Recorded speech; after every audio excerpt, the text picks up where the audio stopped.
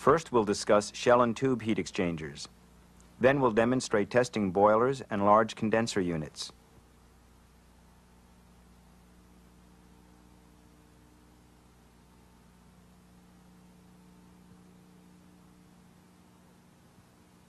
There are three potential problem areas to explore with shell and tube heat exchangers: fittings, headers, and tubes. The leak detection methods we will use include general scanning mode procedures using the contact probe, pressure, vacuum, and tone methods. In an online environment with equipment under pressure or in a vacuum condition, a leak will move from the high pressure side to the low pressure side, generating a turbulent flow with strong ultrasonic components. These sounds are detected with the ultraprobe using the scanning or contact mode. To locate a leak in fittings or headers, use the scanning mode. With the ultraprobe scanning module in the fixed band position and set at log, scan a general obvious area. Adjust the sensitivity on the ultraprobe to focus in on the loudest point, moving from gross to fine sounds, or closer and closer to the leak site. You may need to use the rubber probe. Confirm the leak by moving back and forth across the site. Check all the fittings as well as the headers. The scanning method is explained in full detail in UE Systems leak detection training videotape. To check for potential tube leakage, the contact probe is used to listen through the shell wall. Create 4 equal test zones. Touch the shell in each zone on both sides, listening for normal turbulent flow in the heat exchanger. A leak will be noted by a change in the turbulence. This will normally make a popping or crackling sound.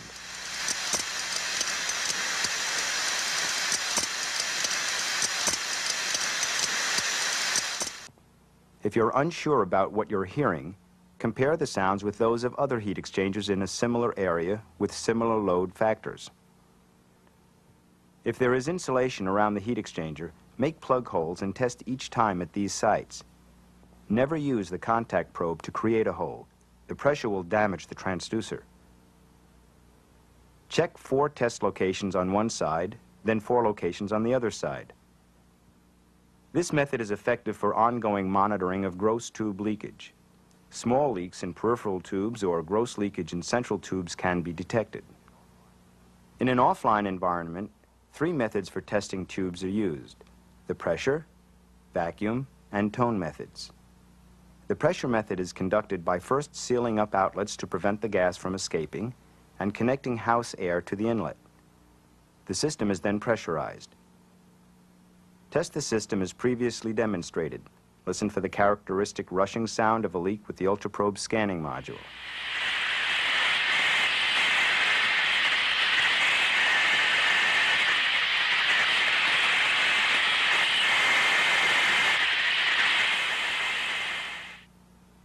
Once the general area of the leak has been found, insert the rubber focusing probe and compare the sounds to neighboring tubes. A leaking tube will produce a louder sound. Test both ends of the heat exchanger.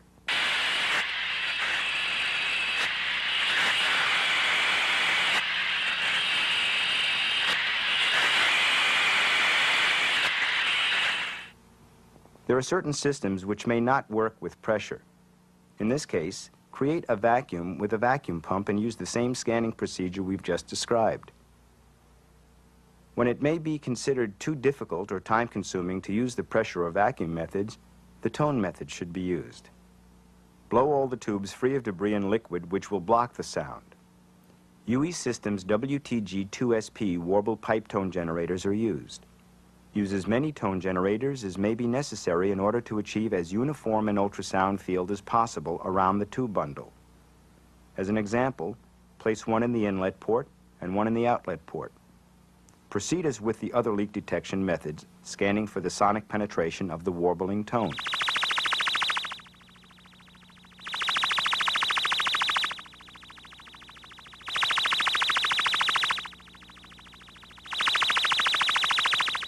In some exchangers, if sound does not travel to the far end, both ends should be tested.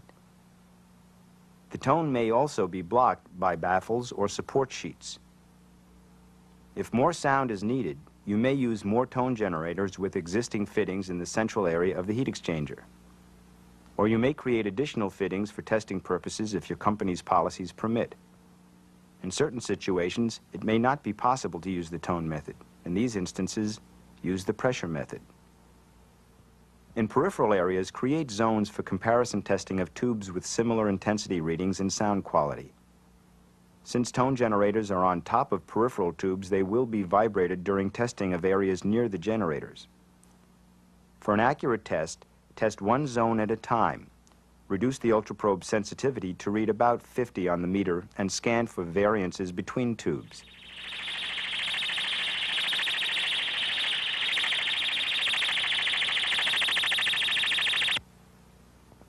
Another variation may be to retain maximum sensitivity and reduce the warble tone generator's amplitude while scanning for these differences. As we move away from these areas, sound intensities will change, producing new zones.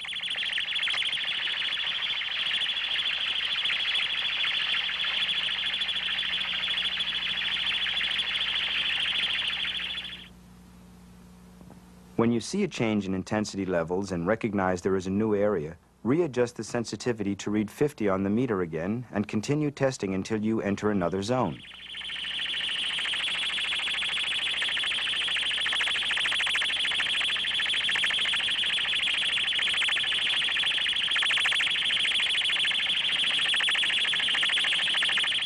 For central areas, bring the ultraprobe sensitivity back up to normal.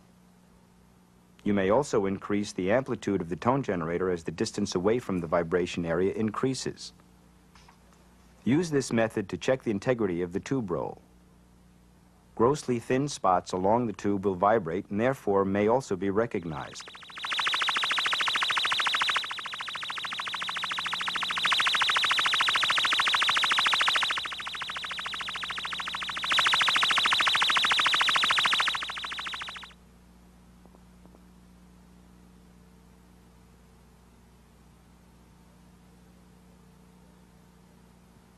Next, we'll take a look at tests for boilers and condensers. This program is concerned with boilers which have tubes or tube sheets which can be accessed for pressurizing and scanning. We will discuss testing boiler casings, blowdown valves, tubes, and tube sheets. Boiler casings are tested using the ultraprobe scanning module in the fixed band. Scan the casing itself at a set distance. Listen.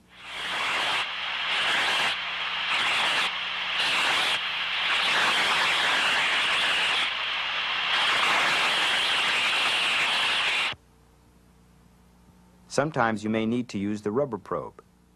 Adjust for background noise which may interfere.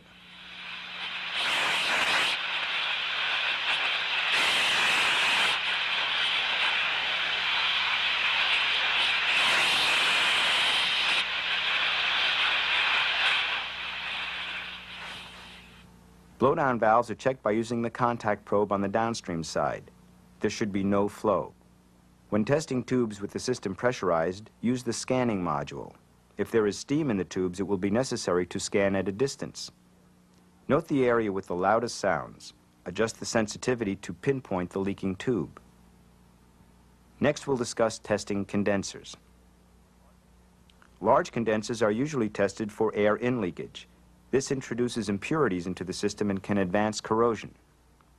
We will discuss testing techniques for fittings around the condenser and condenser tube integrity. And we will demonstrate how to handle steam impingement. To test fittings such as valves, piping, and flanges, scan for a rushing sound or white noise.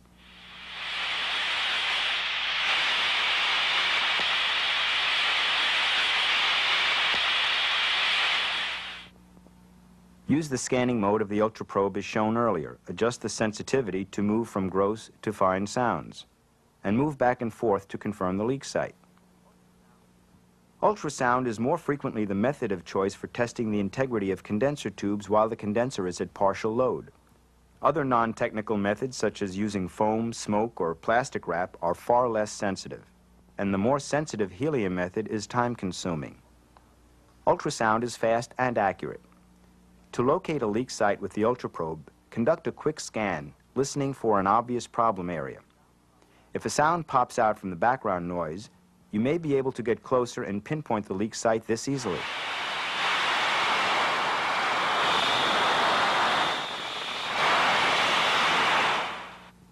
If a quick scan is inconclusive, divide the condenser tubes into testing zones.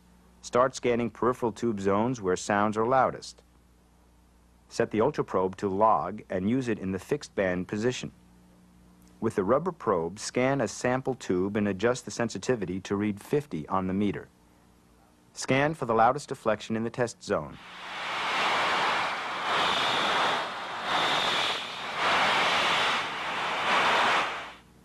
To intensify the sound of air and leakage on the inlet side, seal off the outlet tube with plastic wrap. When the loudest area is found, scan around in a star pattern to ensure it is louder and of a different sound quality than the surrounding areas. Mark the loud tubes with cork plugs. A natural progression from one zone to another will be noted by a change in the meter reading. Readjust the sensitivity and repeat this process in each of the test zones, moving to central tubes when peripheral zones are completed. At the end of the test, you will see a visual pattern of corks which may help you determine areas of future investigation for eddy current testing. Next, we will discuss how to handle the problem of steam impingement. As steam rushes across condenser tubes, it generates a noise with ultrasonic components similar to those of a leak. This sometimes confusing sound is called steam impingement.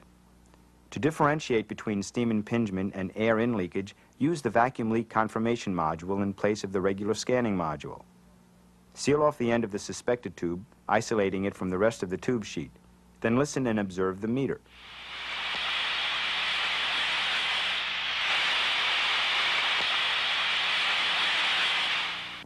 At this point, we have effectively moved the vacuum flow from the tube to the hole by the vacuum leak confirmation module. Depress the plunger to seal the small hole near the scanning transducers. If there is a vacuum leak, the meter will drop.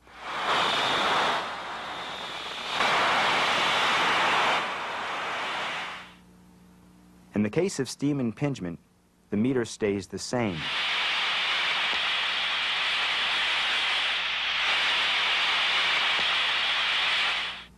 One last technique for locating a leak site should be mentioned. It is highly effective, but can only be conducted during an outage. Use Hogger pumps to generate a large vacuum on the steam side. Then scan inside the inlet and outlet tube sheets for leak sounds. The speed, accuracy, and ease of the ultraprobe will help you locate costly leaks, making it well worth your efforts in the initial startup of your testing program. You will soon see why the ultraprobe ultrasound method is rapidly becoming the method of choice for leak detection.